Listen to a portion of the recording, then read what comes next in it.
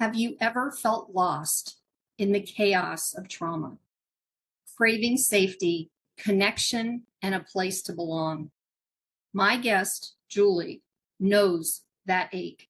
From a life marked with instability and loneliness, she's transformed her pain into purpose, building communities of healing and opening a restaurant that nourishes people, not just with food, but with love and belonging.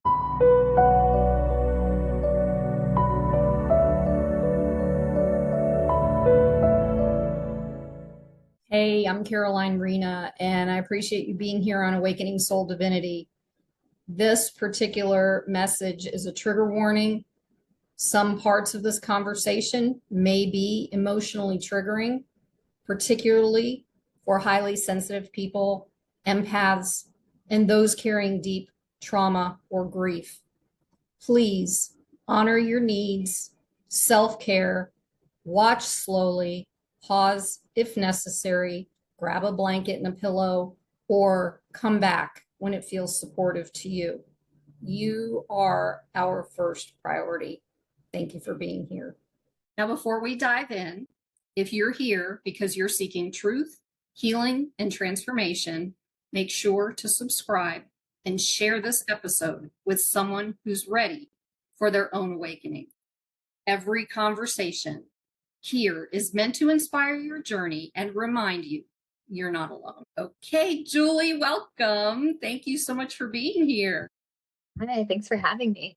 Absolutely. I've been looking forward to our conversation for a while now, so this should be fun. Like I just said right before we got on, trauma, fun. Okay.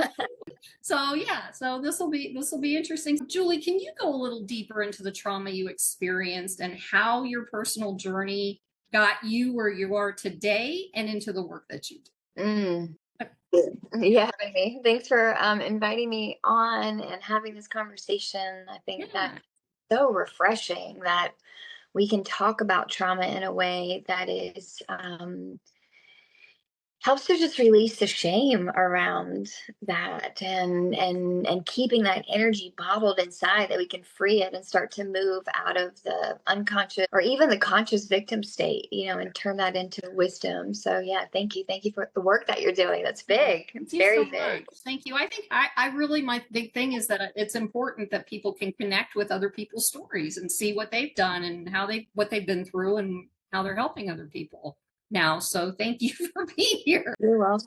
Yeah, because that's the thing about trauma, is that it can feel so isolating. No one understands what I'm going through. No one's been through this before. And shameful to talk about it. Not having safe places. So yeah, it feels good. What was my trauma like growing up? I love my dad so much, and mm, I don't think that he realized growing up that the number of times that we moved would have such a negative impact. I say negative in that it was such a compression of a lot of feelings and experiences that I couldn't express because I just I didn't have the capacity to. I was a kid. I didn't have that emotional memory in my body to know that this is all going to be okay. And so we moved a lot. My dad was, I say I was a corporate brat, kind of like a military brat, like we moved every time he got a promotion. So it was like every 18 to 24 months, we were picking up and heading to a new state, to a new school, to a new neighborhood, a new church. And so that rooting into community just never happened. Building that safety amongst trusted adults as a kid, having that outside of your parents I couldn't articulate how desperately I needed that growing up. And then you compound that with all of the instability, emotional unsafety, physical unsafety that was within my household. My dad is a gentle, loving, amazing human being. And so he traveled a lot. And so he wasn't there when, like my mom just was operating from a place of her own trauma and her own pain, and just passing that down. onto me. I can't speak for my other sisters, but I know what I experienced. And that was a lot of physical abuse, a lot of emotional, verbal abuse, a lot of anger, a lot of unpredictability. So, as a child, the ego starts to create well, if I can just recognize the patterns, then maybe like if I can just try to predict what my mom's emotional state is, or to see what the patterns are in the behavior, then maybe I can like sidestep a lot of this abuse. And with, irrational, unpredictable anger, there's no way to dodge any of that. And so, True. Julie, can I stop you for 1 second? I know you've worked a lot through this. We've talked earlier. And if there's anything, I'm noticing that you've got emotions coming up, and that's perfect. And you're being vulnerable. If you need a second and just take a breath, because other people might be, they're going to feel you, as they watch. So if you need space, just moments of space or whatever, by all means, you can do that doing this. So, absolutely. I just want you to know that this is a safe space. Okay. So, yeah, you're welcome. So there was that not having any roots into community, and the just violence may sound like a big word, but it was what was happening. Violence with words, violence with manipulation, violence, physical violence, so I could not wait to get out of my parents' home. I couldn't wait. Um and so I leave for college, and my first quarter at university, I was raped. I was barely 18 years old. And so here it was, like, I was not experiencing safety within the family unit. And then I go out into the world, and it's like, just my first few months of being away from my family unit, then now I'm experiencing this violence from the world. And so it really created just a lot of inability to be able to trust anyone or anything. And I was so disassociated from my own body. I mean, I ejected my body. All that I couldn't be in my body. My body had experienced just so much in just a short time of my life that I didn't want to be in my body. And then it wasn't safe to be in my mind either, because my mind was so rattled with all the fears and all the experiences. And so there was nowhere to feel safe at all. I'd like to interject just for a moment for the audience that I can absolutely empathize with what Julie's saying, because when you're so disconnected from your body, um, you're basically, because of the traumas and because of the experiences, you're basically trying to escape. So for a while, in my own experience, and I mentioned this before, but I could barely even, like, if I touched myself, I couldn't even feel my own body. I couldn't do it. And so I understand completely, well, for my version of it, what that is. And when you're so deep into it, it's so hard when you can't even connect with your own self and your own body. It's so hard to connect with other people, and it's so hard to protect your boundaries because you really don't have any, because you don't even know what that is, right? So I just wanted to kind of fill that in a little bit. And, if you have anything you want to add to that, or just kind of validate what I just said or whatever, by all means, go ahead and do that. But go ahead, please. Yeah. What was the second part to the question though? Like that was where That's okay, because the trauma became embedded. Yeah. But the trauma you experienced is like a catalyst for your personal healing journey, and it got you where you are today and into the work you do. That was what I'd like for you to elaborate on that, because I see you, I mean, we're seeing you right now being vulnerable, and I also see you as a powerhouse, because the work that you do and how you do it is like you're always on point. Like, I've never been to your restaurant, but I certainly, have intentions of being there at some point soon. And it's just like all of the things you told me that you've done throughout your life to get you to where you are now. And you've just established and established and established. And I know that it's for a reason, which we're going to get into later. But right now, if you could just get into how all of this that you went through kind of got you where you are, and how, and into the different types of work. You can mention the restaurant, you can talk obviously about the communities that you do, any of the other things that you are, learning about that's also helping you, in your healing process, whatever, in that realm, whatever you want to bring up in that. Yeah. Yeah. That's a good deep breath. I think I stayed pretty disassociated for a long time and didn't realize how intensely I was running from all of the pain. And then a few years ago, it became clear that I was having, not that I was having, that just became clear that I was in an addictive state with alcohol. Okay. It was very place in my life where there was just so much transition that was happening, and in I thought I'd become so adaptable to change, right? And there was so much change that was happening that it just started churning up all of the things that I've been running from. And the more that these things were like in my face and Yeah. just Yeah. that the harder I was trying to run, and then I finally just completely exhausted myself and ended up in the hospital. Blood alcohol content at a 0.42. The doctors were like, I don't even know how you're alive. Yeah. I'm gonna say that. Wow. To go through, to be medically detoxed, I felt like I wanted to die. Mm. It was awful. The pain was intense. And yeah, my daughter used her brilliance of her voice at such a young age, and she just said, Mom, like, if you drink again, I'm not going to feel safe with you, and I'm going to have to live with my dad.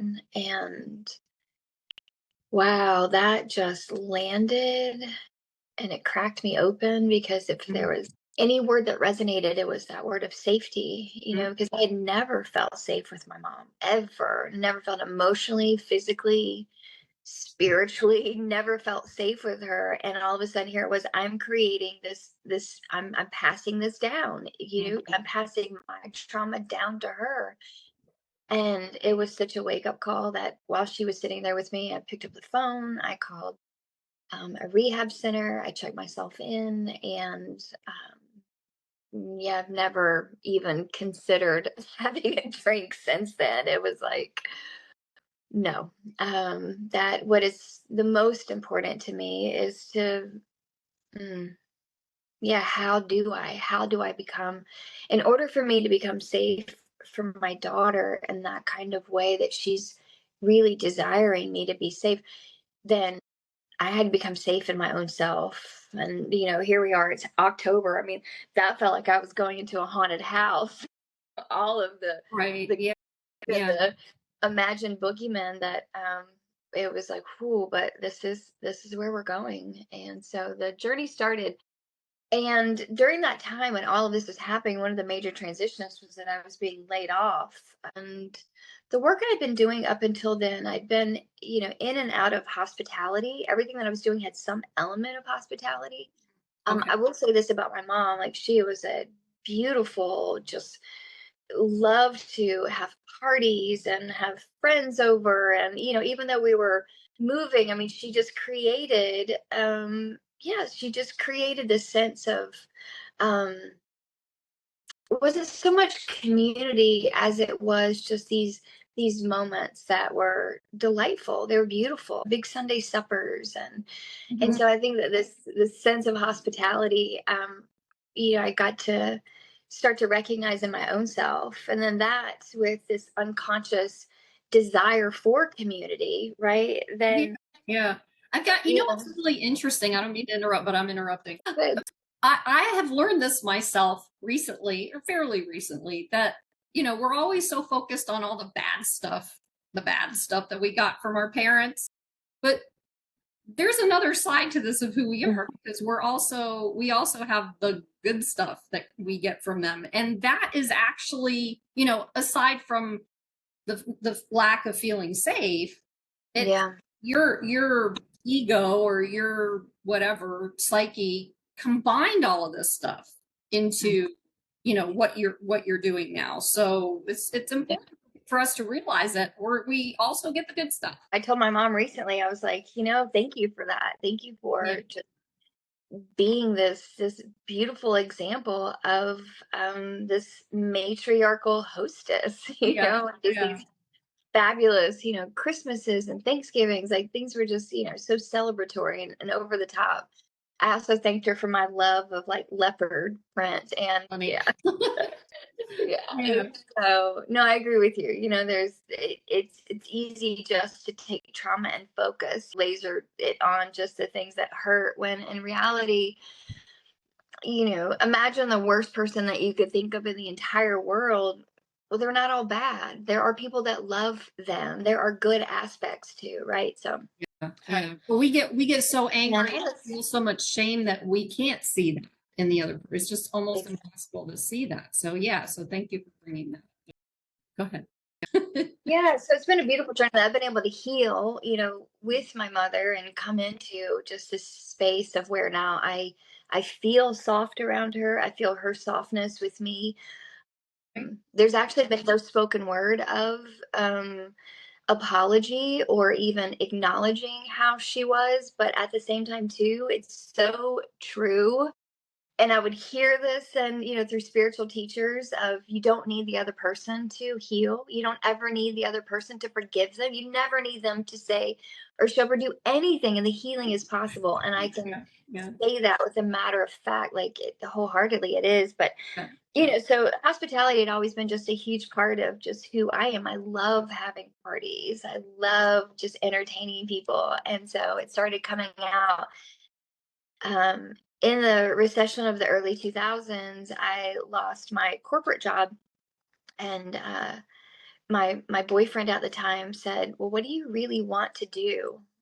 Because I knew this layoff was going to happen, and I said, I've always wanted to have a restaurant." And he started laughing. He's like, "You've never worked in a restaurant before, and you barely you don't cook all the time. Like you're not, I don't know, where's this coming from?" I was like, "I have no idea, but this is like, if I'm in this season of you asking me what I really want to do, I don't know, I think I really want a restaurant." He said, "Well, I believe in you." Yeah, he's like, "I believe in you. I'll be your first investor." And there was something about that of, here I am, you know, this little girl that had no restaurant experience other than, and my dad eventually told me that the first time I ever talked about wanting to have a restaurant I was 9 years old. And when I kind of travel into that space and time, it's like, restaurants are such a place of community, like these neighborhood spots that you go to that people, they know your name, they remember what your favorite food is, they remember your birthday, the celebrations, so many celebrations happen at restaurants. And so maybe that was where I was really feeling this strong sense of community, is in these places that we would go to that would become our neighborhood favorites. So here it is. Fast forward, it's 2012, and I'm opening my first restaurant. I was like, "This is insane.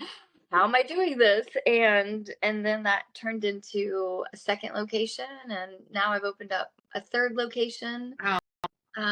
And with all of this, like, just becomes deeper aspects of knowing myself. At first, the first restaurant was, there was a desire, um, and there was also a need of survival.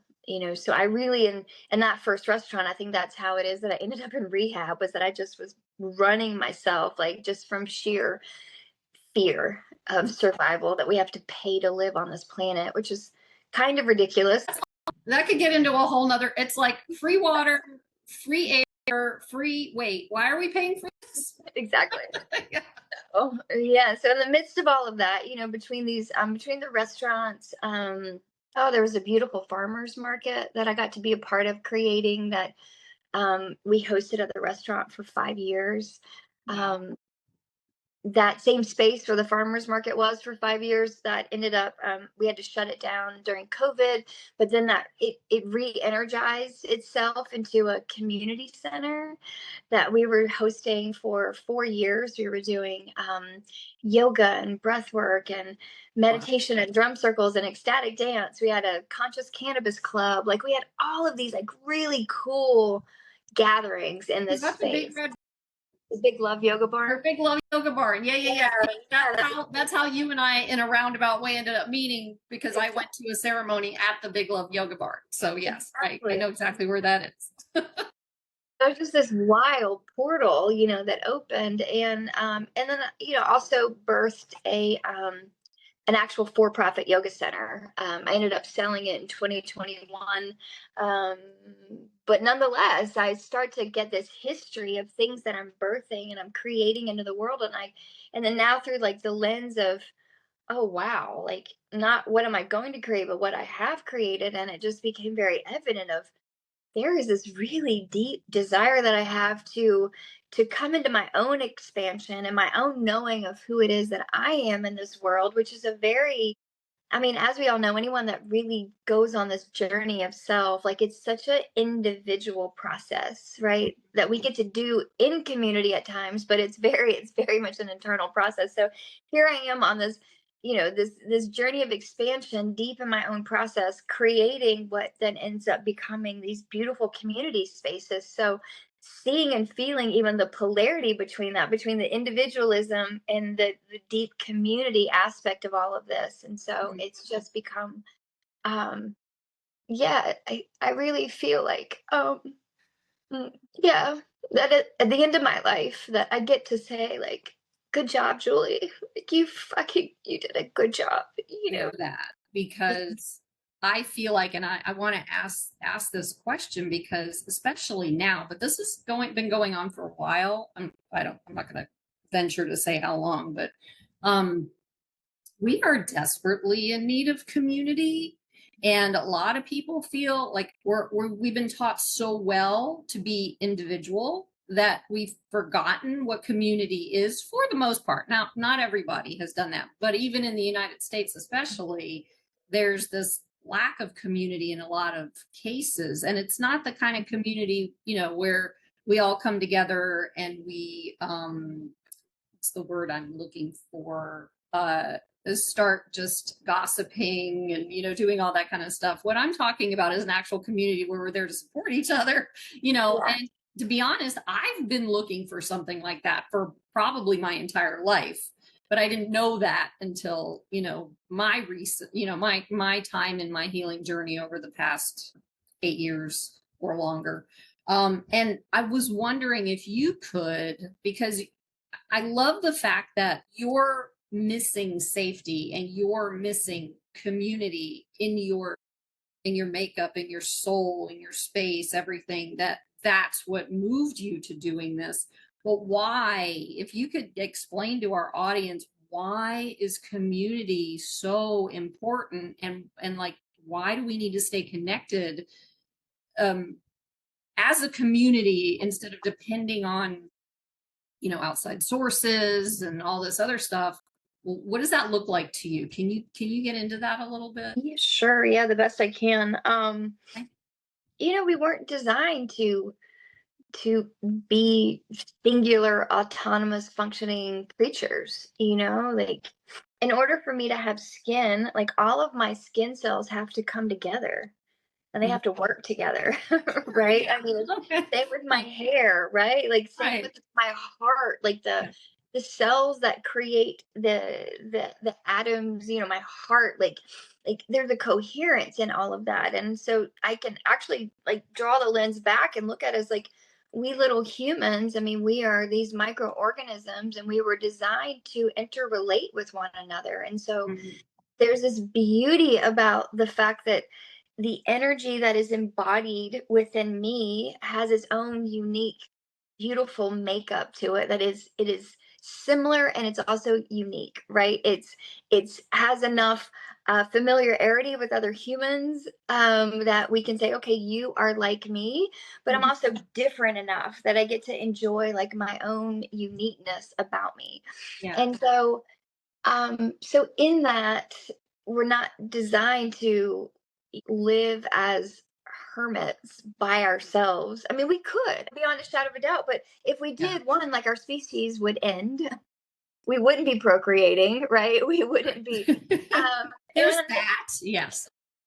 and at the end of the day, like I need other humans in order to be able to function within my own life, to create the conditions that allow me accessibility into the abundance of this human experience, right? Like, so Right. it's, we need each other. I mean, even I think about like skin, for example, like it's our largest organ that we have, and it yearns to be touched. It yearns to have, to be caressed and to be held. And there's, I mean, there's a reason why we were not created like a porcupine or a tortoise with this, or like Yeah. bristly fur. Like we are designed to come in. We're soft little beings, Yeah. and like designed to want to come into connection, into contact.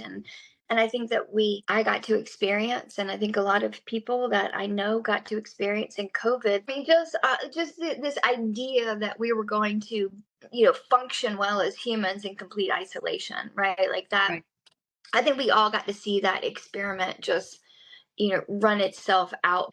Because the more that we are told to stay away from each other, then the more that we want to magnetize. And the more that we are away from one another, the more we start to then intuitively realize that we need each other. We Right. need each Right. other.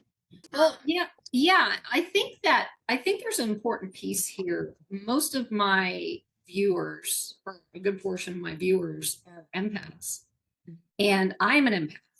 And I I was a wounded empath at one point, and now I'm just an empath. Because I've worked through my stuff.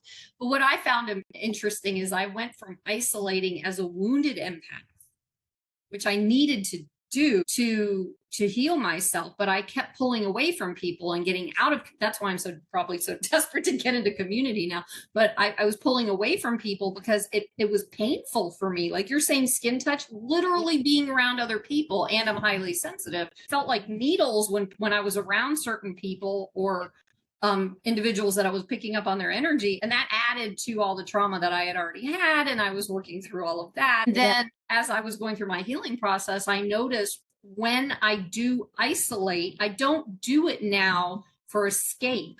I do it for recentering. Mhm. And that's something I feel that empaths get to understand about themselves because they, especially the wounded ones who are still in the wounding, right? Because it's a painful place to be, especially for empaths and highly sensitive, because we can pick up on everything, right? So, do you happen to have that going on as well, or is that just? I mean, can you speak on the empath thing, or? Uh, Yeah. Yeah. I think, I mean, I know that as a child, my empathetic antennas were highly sensitive. I had to be, right. like I had to merge into my mother to try to anticipate what she was feeling, predictiveness. And so Excuse me for 1 second, but that's an example of a wounded empath because that's a protective mechanism for yeah. you. You evolve and then, yeah. Yeah, but that's where I believe that that's where it began, albeit from unhealthy circumstances. That's where it began. So it definitely took time to move away from the savior complex that comes out of wounded empathy, or Oh, the, yeah. if I could just heal everybody out there around me, then like Same. it's self-abandoning, like wounded Absolutely. empathy is it is self-abandoning. Yes.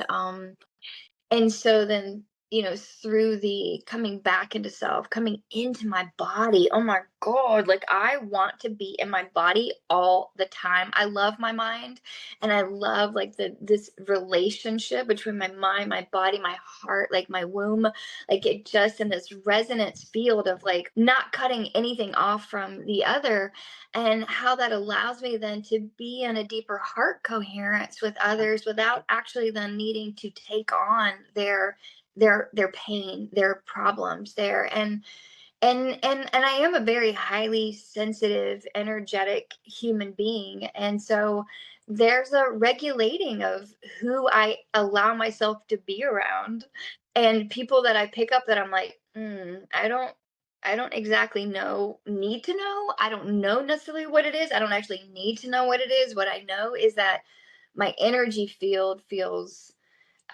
wobbly or distorted or something when this person comes in or these groups of people come in, like, and that just doesn't feel good. And so it's not completely removing myself, but I also desire to go like where my soul is nourished. I desire to be around people that, we get to not only experience all of the joy and the play and the laughter when there is conflict, like being with people, like being in deep relationship with people who are willing to go into the discomfort because they've Yes. been doing work on their own nervous system.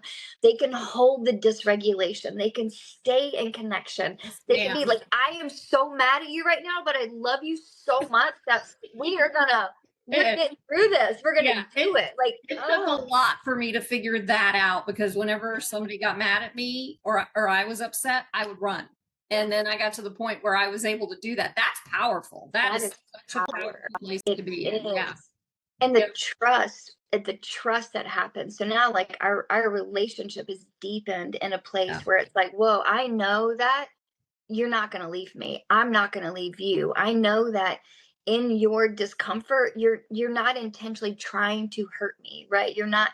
So it's so beautiful. So yeah, so that's where I feel like in this space of, empathetic Yes.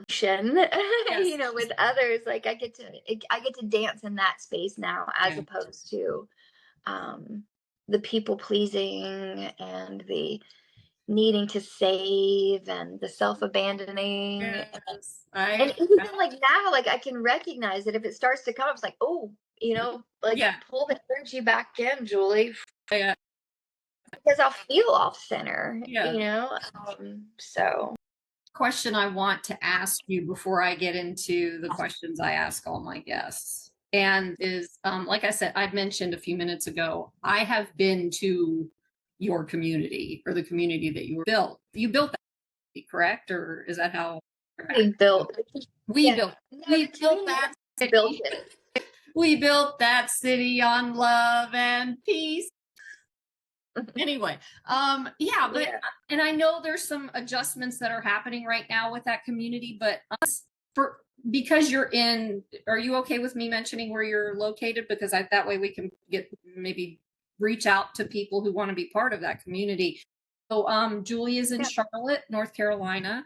And what I'd like for you to do, if you can, is to kind of give us an idea of, the options that people have, or what that's starting to look like, or how it's starting to morph, because I know it's morphing into something. I just don't know exactly what that is. And I've seen some of the information online on social media that it's morphing. So if there's anything that you can offer to put out there for people who are looking for a community like that, I would love for you to share that, what that looks like, if you have it. Well, Big Love Yoga Barn was just such a interesting, it's a portal. It is a portal. And the building itself was built in the 1930s.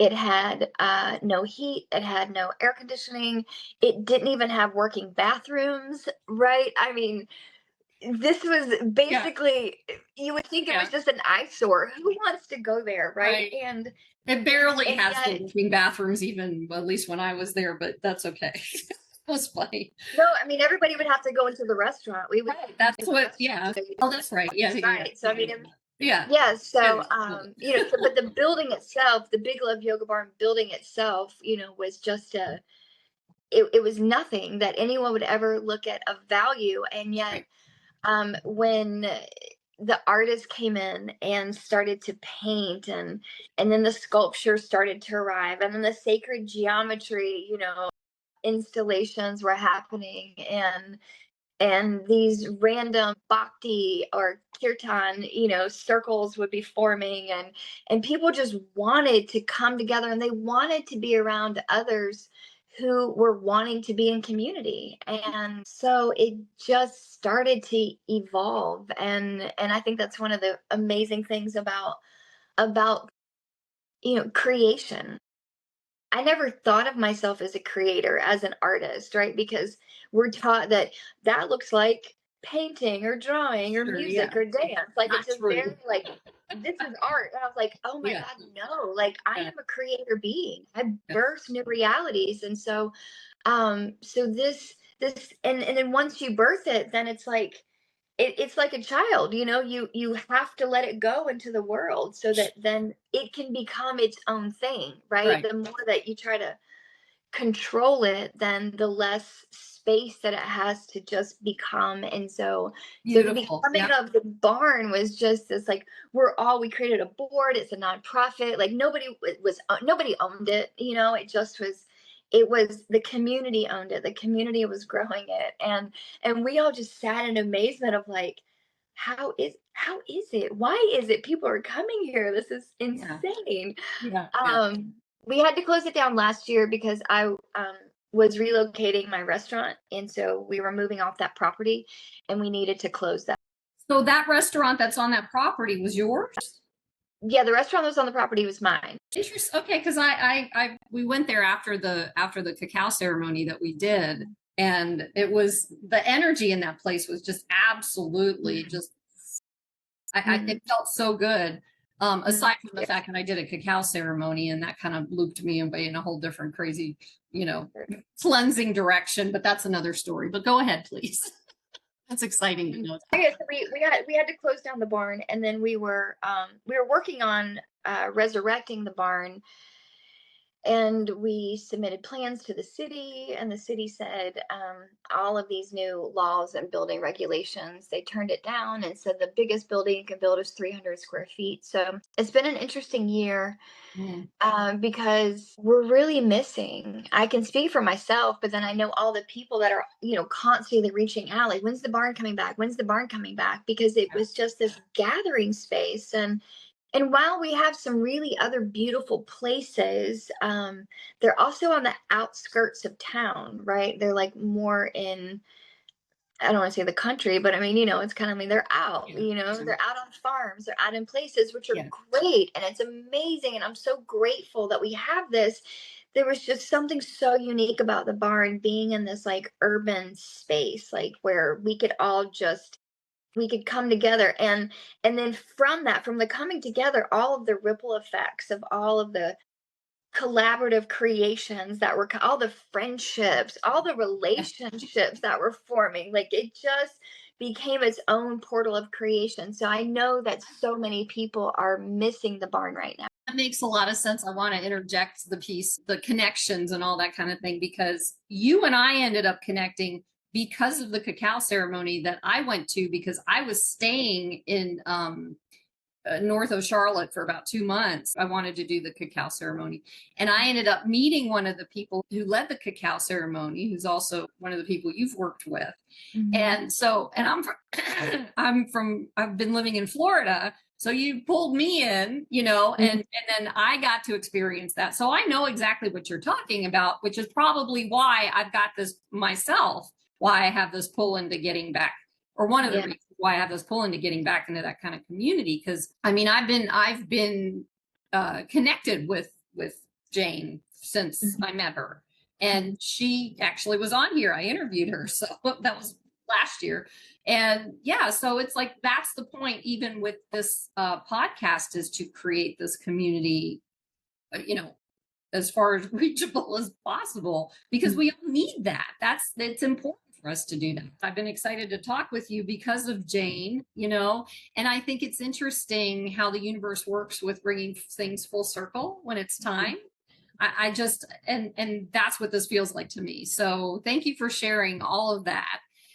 And like I said, I've got some questions that I ask all my guests, so I'm going to go through those with you. If you could offer one piece of advice to someone just starting their healing journey, what would that be? Mm. It never comes when it's convenient. It's always like, oh, I'll wait. I'll do it when, and it's like, it'll never be convenient. Just don't put it off. Just go in. For me, it's just become part of my lifestyle. It's not always, staying in the like, I have to heal myself. Like, no, like there comes a point where it's like, how do I embody all of this healing, this journey that I've been on? Like, I want to embody the freedom of what the healing brings. And, there's a constant, for me, there's just a constant devotional aspect of desiring to come into contact with myself daily, come into spaces with God on a daily basis, to be in a loving relationship with myself. That's what the healing journey is for me now, is how do I stay in a constant loving relationship with myself? Because when I am full, then it overflows. Yeah. You can tell that your community also does a lot of dancing stuff, because whenever you're just Yes. like Jane, it's like the whole flowy thing. I love that. And it's also interesting that how you said that, because no one really ever teaches us about feelings or how to heal or the healing journey or any of that kind of thing. Healing can actually become an addiction too. Take it Yeah. from me. I'm pretty well knowledgeable about that. And at some point you just got to go, like you said, now we got to live my life. Yeah. Well, I think we also too, I mean, we're living in a time right now, and I hope it's just, I hope this time is coming to an end, but we're living Yeah. in a Yeah. time where, like, as a society, we are celebrating the victim constantly. So there is Right. so much narcissistic recognition to Yeah. the person who declares themselves to be the most victimized, and we celebrate that, so it almost becomes its own, like, anyway, Well, don't get me started down that that's path. like a whole nother thing. And that's what's interesting about that, though, is, again, that's a full circle thing as well, because we've been programmed to do that. And now we're unprogramming ourselves to expand and embody and connect with other people and connect with communities and all that kind of stuff. So that's kind of where this is all leading. Hopefully, like you said, it's going to happen a little quicker. We'll see, but we'll still get there. We'll make it. We'll get there. We will get there. How would you define awakening? I mean, I believe that it's going to be different for each person.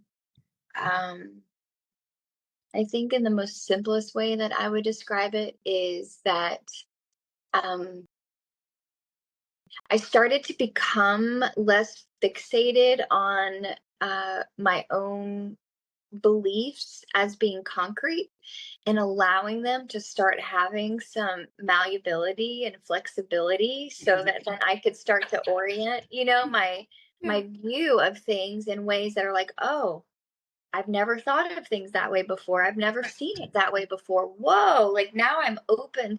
While also at the same time, I can still maintain my own integrity, right? That doesn't mean that all of a sudden I'm just like, you know, gonna expose myself to anything and everything. There's an integrity, yet at the same time too, there becomes this opportunity that um I may not know everything about myself or the world as it exists. So how can I become more curious? And how can I stay in that curiosity? Yeah. Oh, I love That's that. what I feel like on a simple level is an awakening. Yeah, and using that word curiosity, I think it's important. That's part of the first question. It's like when you are first starting out on your journey, that's how I did it. I was always curious. It's like, wait a minute, this doesn't feel right. So what about this? And what about this? And what about this? And it kind of leads, that first question kind of leads into the second one with how it expands your journey, And then the third question happens to be, what do you believe soul divinity is? I mean, I think it's in the two words, like, I mean, I'm an essence of God packaged in this human body. Like, my dog just died a few months ago, and I had the beautiful opportunity to be with him as he was in the active dying process. Wow. And, there is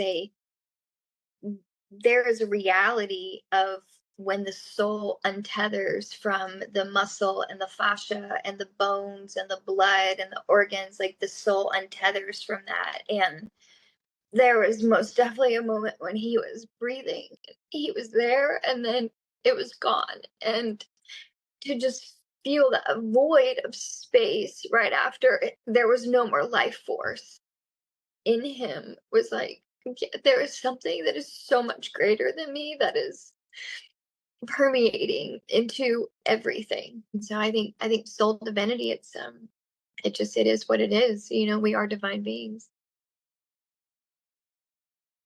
Thank you for sharing that. I didn't want to speak right away because that was a very open, a feely moment. I mean, that's important, especially with your dog, who's probably watching right now. Comes to see me all the time. Of course. Yeah. So how can people get in touch with you? I mean, maybe specifically for the community piece of it, or you can talk about your how they can give the name of the restaurant, whatever you want to do. Yeah. I would say email is probably the best way. Um yeah, like I love connecting with people and sharing, and I also am still a very private person. Is your email address on your restaurant website, is that on there, or how would they find, or maybe you can just give it to me and I'll put it in the description, either one. Yeah, you can do that. Okay. Yeah, I think you have my email address. So yeah, you can put it in the description. That would probably be the easiest way. Okay. Sounds good. Okay. Now, is there anything else you'd like to share with the audience before we wrap? Now we covered some big stuff in a short amount of time. So I just want to say thank you for having me on and having these kind of discussions that hopefully, I don't know. I mean, if anything, I hope that our conversation helps to anybody that happens to listen, that they just feel as it resonates in a sense of, I've felt that too. I've experienced something similar. And that, even through the world of technology, we still find that heart coherence that, we're not alone. We're definitely not alone. Definitely not. And what's really interesting, thank you, by the way, Julie, I'm so happy that you decided to do this. But what's really interesting, especially in my experience with being empathic and highly sensitive as well, is when you're aware of your body, you are embodied. You can actually feel the energy coming through. At least I can. I don't know if everybody can do that, but I know I can. Like, I can feel the energy coming through even the call. So yeah, I think that's interesting how that works. And I used to do distance healing with people, and using like surrogates and all that stuff. It's all long distance. You can feel everything. Yeah. So, Julie, thank you so much for opening your heart and being vulnerable. I mean, that takes a lot, and sharing your journey with us today. And your story shows us that trauma, as difficult as it is, can also become a doorway to profound healing and transformation.